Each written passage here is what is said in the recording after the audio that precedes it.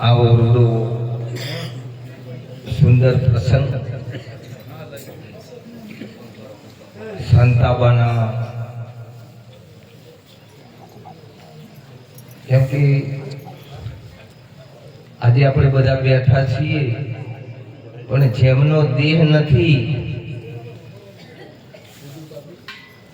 એમના નામ સ્મરણ અર્થે આ કુટુંબ પરિવારે આપણને અરસપરસ દર્શન કરાયા. એમાં અમારે વાડથી નારાયણરામ મહારાજ, વળી ચેહરપુરી મહારાજ, સાથે ભેખ ભગવાન નાથજી બાપુ, દૂર દૂરથી પધારેલા મંડળો, યુવાન દોસ્તો, ભક્તિમતી માતાઓ બહેનો, કે તોબા પિત્તળ માટી મંજન, તોબા પિત્તળ માટી મંજન, જળકા મંજન વા. રાધા પૂછે કૃષ્ણને, પ્રભુ માનવ મન કા મંજન ક્યાં. કલાકારો ભેળા હોય ને એટલે મનોરંજન કરાવે, કલાકારો મનોરંજન કરાવે અને વૈજ્ઞાનિકો ભેળા થાય ને એટલે મનોમંથન કરાવે. મનમાં મથે જ જોઈએ સૂર્યનું અંતર આટલું, ચંદ્રનું અંતર આટલું, આ ગ્રહનું અંતર આટલું, આવું મથ્યા જ કરે વૈજ્ઞાનિકો. પણ જ્યાં સંતો ભેળા થાય એટલે મનોમંજન કરાવે.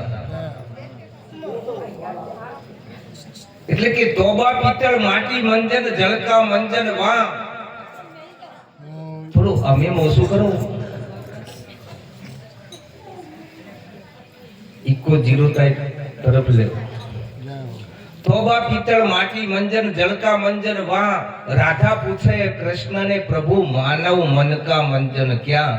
કે માનવીનું મન મેલું થયેલું હોય તો એને મોજવાનું સાધન શું છે?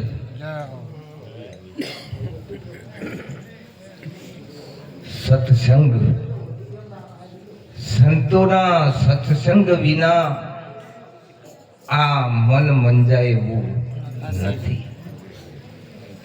અને મનનો મરમ જાણે ચતુર નર, મનનો મરમ જાણે, એને સમજીને રાખે ઠેકાણે. ચતુર નર મનનો મરમ જાણે. જેવું પંખી ઉડે આકાશે, જ્યાં સુધી ગતિ જેની, પછી વાતાવરણથી વિશેષ જવાની આગળ ગતિ નથી તેની.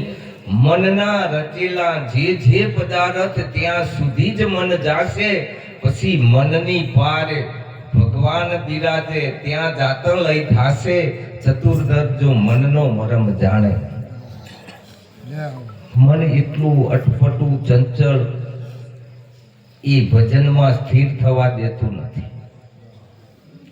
પોતાની અંદર ભજન બેહવા દેતું નથી. એના તરંગો એટલા બધા છે.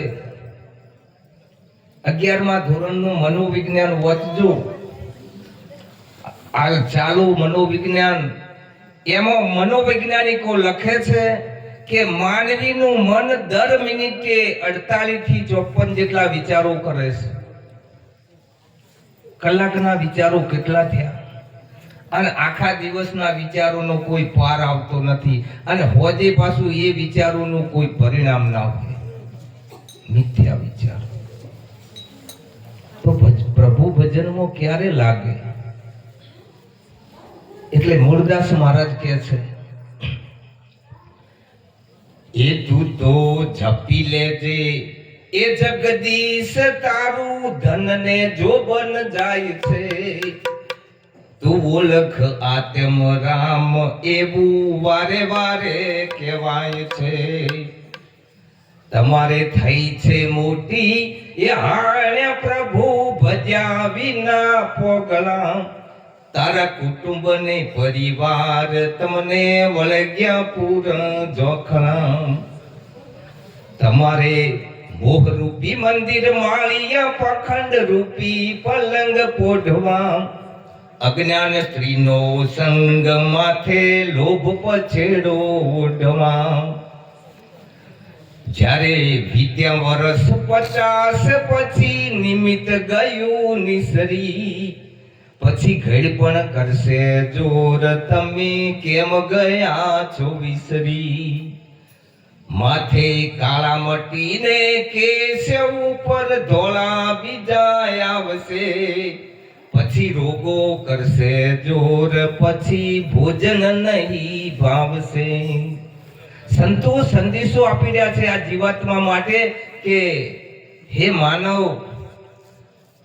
આ મનુષ્ય અવતાર એક ભગવાનનું ભજન કરી, અને વાત એક જ છે સત્સંગમાં વારંવાર કહેવામાં આવે છે. કઈ વાત? કે આત્માને ઓળખ્યા વિના ભવના ફેરા નહીં મળે. બ્રહ્મણાયોને ભાગ્યા વિના આ 184 નહીં મટે.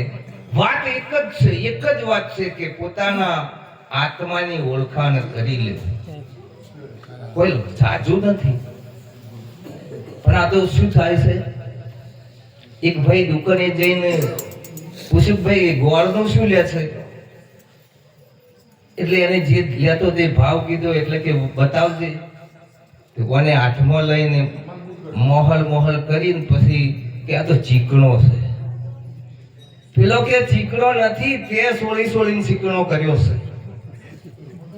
ચીકણો નતો, પણ તે હાથમાં લઈને સોળીને ચીકણો કર્યો છે.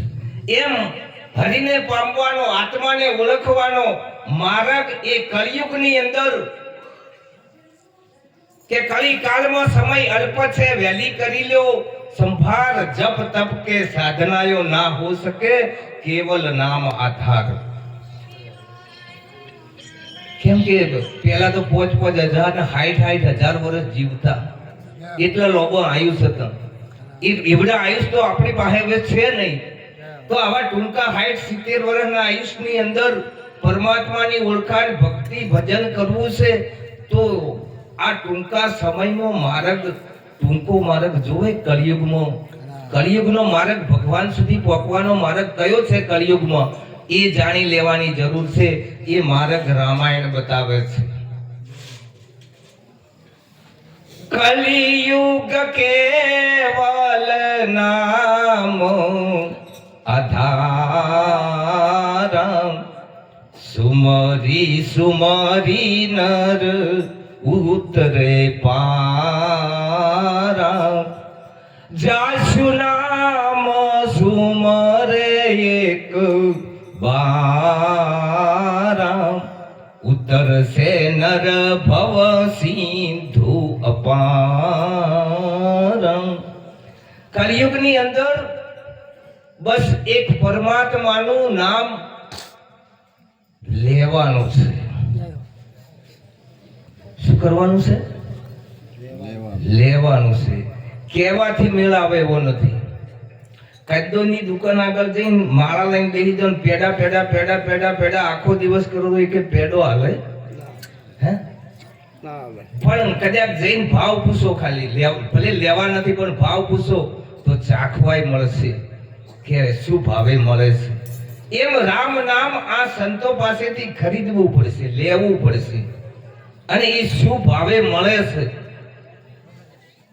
એ પૂછી કે હરિનો માર્ગ છે સુરાનો, નહીં કાયરનું કામ. પ્રથમ પેલું મસ્તક મૂકીને વળતી લેવું નામ. જય હો, જય હો. એટલે પરમાત્માનું નામ અહીં થોડા છે. દેખો છે આ કાર્ય મોટું છે, પણ આપણે છીએ થોડા. કેમ? આ સ્કૂલ બહુ મોટી છે. ઓય જે ફી ભરી શકે એ જ બેસી શકે છે. ઓય મોટી ફી છે. હે? કોલેજમાં દાખલ કરવો હોય દીકરાને તો દીકરીને, તો એની ફી ભરો તાણે દાખલ થાય કે.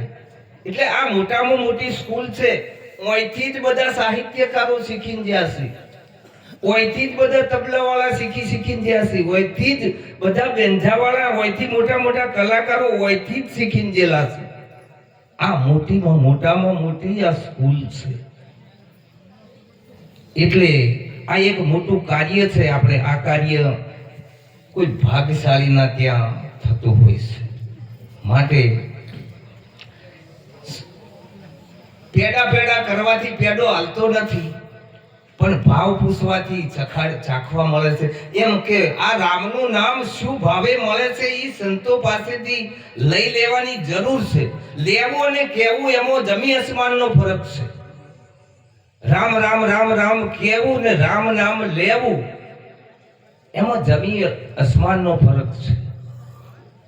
આ ભાઈઓને પૂછી લો તમારા ઘેરથીનું શું નામ છે તો નહીં બોલો, નહીં બોલો. કેમ કે લીધું છે શું નહીં જાણતા? પણ જે નામ લેવામાં આવે છે એ કહેવામાં આવતું નથી.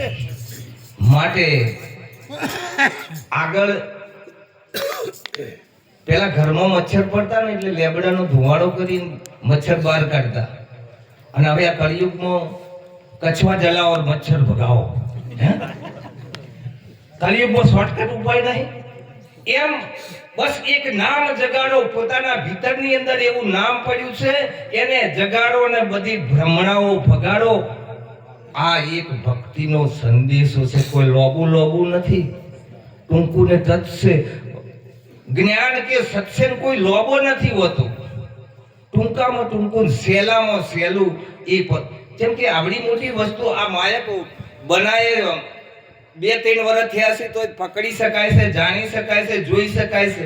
અને જે અનાદિકાળનો પરમાત્મા છે એ ના દેખાય એ વાત બને ખરી? અને આપણી આજુબાજુ ના હોય એવું કોઈ બને ખરું? આસપાસ આકાશમાં ઘાસ દાસની પાસ વિશ્વપતિનો વાસ. ભયમાં પેસીને ભયરે તમે કરો છાની વાત તોય જાણે જગતનો તાત. આવો પરમાત્મા એ એટલો બધો આપણે નજીક રહેશે કે ભેળો રહેશે ને ભળાતો નથી. તે આનું કેવું સ્વરૂપ છે? એટલે ગીતામાં ભગવાને કીધું કે હે અર્જુન, કેમ કે અંજઈ ગયો. અર્જુનને વિરાટ સ્વરૂપ બતાવ્યું એટલે અંજઈ ગયો. એટલે કે તું એમ કર, આ ઓખેથી તું આ મારું દિવ્ય સ્વરૂપ જોઈ શકતો નથી, એટલે એના માટે તું મારું જે નિત્ય સ્વરૂપ છે એટલે તું મને તત્વથી જાણવાનો પ્રયત્ન કરી કે મારું નિત્ય તત્વ. જેમ કે કૃષ્ણને 5000 વર્ષ થઈ ગયા પણ આપણે આજ એમને ઓળખવા છે. તો એ જે પરમાત્માનું કૃષ્ણ એટલે સત્ય, કૃષ્ણ અર્થ થાય સત્ય, અને અણા એટલે આનંદ. જે કૃષ્ણાનંદ તત્વ તમારી ને મારી અંદર આજુબાજુ આસપાસ આકાશમાં જે ઘૂમી રહ્યું છે એ તત્વને આજના સંતો અહીં આપણને બતાવી રહ્યા છે. પણ આપણને એમના ઉપર પતિત આવતી નથી. આપણે હજુ બાળ બુદ્ધિ જીવા છીએ. કેમ? પેલા નાના બાળકો ઘર ઓગણે રમતા હોય ને એટલે રમતા રમતા મશગુલ થઈ જાય એટલે મા બાપ બૂમો પાડે એટલે ખાઈ લ્યો પણ વાપરે નહીં. રમવામાં મશગુલ થઈ જાય એટલે વાપરે નહીં. બૂમો પાડી થાકે ના વાપરે. પણ સીટે પીપળું વાગે ને તો વાપરી જો હે બરફ આવ્યો. સીટે વાગે વાપરી જો નજીક કહેતા હોય વાપરે નહીં. એમ આ નજીકના સંતો કીધી વાત આપણે સંભળાતી નથી. સીટે હમણાં કેમ કે અમુક ગોમ છે ને એ આવું દેવ બેઠું છે ને એ પુણેમાં વધવાથી આપણું કોમ થઈ જાય છે. એડિયું અભળાય સીટેનું. અને આ ટુકડા વાળાનું કોઈ આપણે અભળાતું નથી. કોઈ આજુ બાળ બુદ્ધિ નથી આપણી. હજુ તો ઠેઠ ગુંફ મેળામાં જહા જાણ કે પાવન થાહ આ સીટેનું અભળાય છે. તો અહીં કે છે આરે કાયામ પ્રગટ ગંગા સીધ ફરો છો પંથ પાળા સંતો ફેરો નામની માળા. એ રે ગંગામાં તમે એ અખંડ નાઈ લ્યો, એ મત જાવો નદીઓ કે નાળા રે સંતો ફેરો નામની માળા.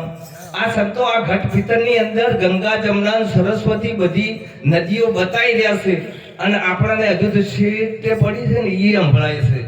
આ નજીકમાં સંભળાવે છે વાત સમજાતી નથી. એટલે આવે આ બાળ બુદ્ધિ છોડી અને આપણા નજીક છે 2.50 આ વિશ્વ તણી જમી પણ એમાં પ્રભુએ કરી છે પાસ આ ભારત તણી ભૂમિ. આ ભારત ભૂમિની અંદર કોઈ એવું ગામ ખાલી નથી કે પરમાત્મા સુધી પહોંચાડવા વાળો પુરુષ ન હોય. દરેક ગામની અંદર મોકલી દીધા છે, પણ આપણને હજુ દૂર પીપળું વાગે ને જાણે સંભળાય છે, અને સંતો નજીકના. એટલે આ સંતો આપણે જનેતા સ્વરૂપ છે. ભલે પછી આપણે દારૂડિયા કે વ્યસની કે ગમે તે કર્મો કરી નાખે, જેસલ જેટલા તો નહીં કરે ને, જેસલ જેટલા તો કર્યા નથી. આપણે હાવ ચોખ્ખા છીએ, અને કદાચ થોડો ઘણો મેલ હશે તો છોકરું સંદાસ કરી જાય તો ધોવાની જવાબદારી કરી હોય. આ સંતોરે માં સમાન છે, એ તો ધોઈ નાખશી. સો હાવ ખડાયેલા રહ્યા, આવી જવાની જરૂર છે. તમે આવો તો તમને ભગવાન બતાવી દે. આવો તો ખરા સંતોની નજીક. માટે સંતોની નજીક આવી અને જે એમનો સંદેશો પરમાત્માનો લઈને આવ્યા છે એ હોભળી લેવાની જરૂર છે. આગળ સંતોને આપણે સાંભળવાના છીએ. એટલે આટલું બોલી મારી વાણીને વિરામ આપું. બોલો સદગુરુ મહારાજ કી જય.